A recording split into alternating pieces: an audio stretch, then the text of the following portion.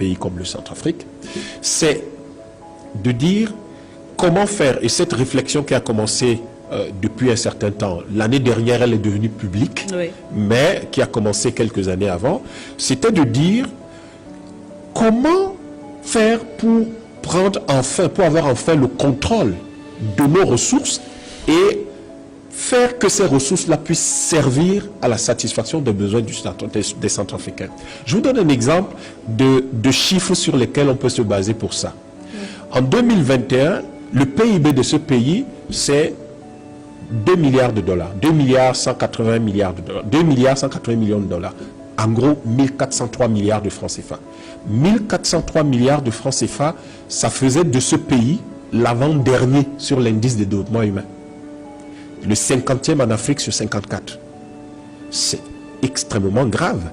Et ce pays, à cause de tout cela, faisait qu'il avait une dette de 683 milliards de francs CFA, à peu près 48% de son PIB.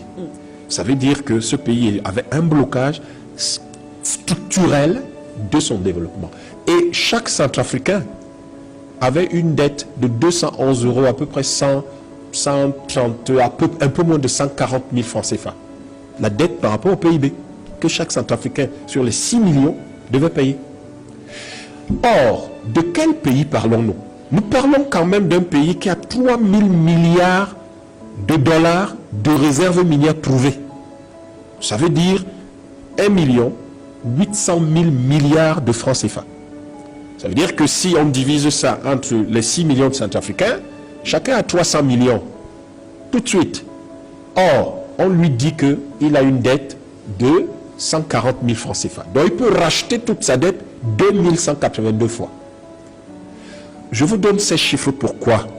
Parce que lorsque nous essayons d'expliquer l'importance des constitutions, oui, les gens croient que c'est un débat de juristes. Ce n'est pas un débat de juristes, la Constitution. La Constitution, c'est d'abord la vision. Absolument. C'est la vision de la Constitution du pays. Absolument. La Constitution n'est pas qu'une série de lois. Non, pas du tout. C'est d'abord la vision qu'on a du pays. Voilà le pays qui a une Constitution qui date de 2016. Mais voilà quand même un pays qui est le 188e sur 191 à travers le monde, qui est le 50e en Afrique sur 54, où l'État fait à peine 2 milliards de dollars de PIB, mais là, dans le sous-sol, il a quand même 3 000 milliards de dollars. Seulement l'or, les réserves prouvées d'or aujourd'hui.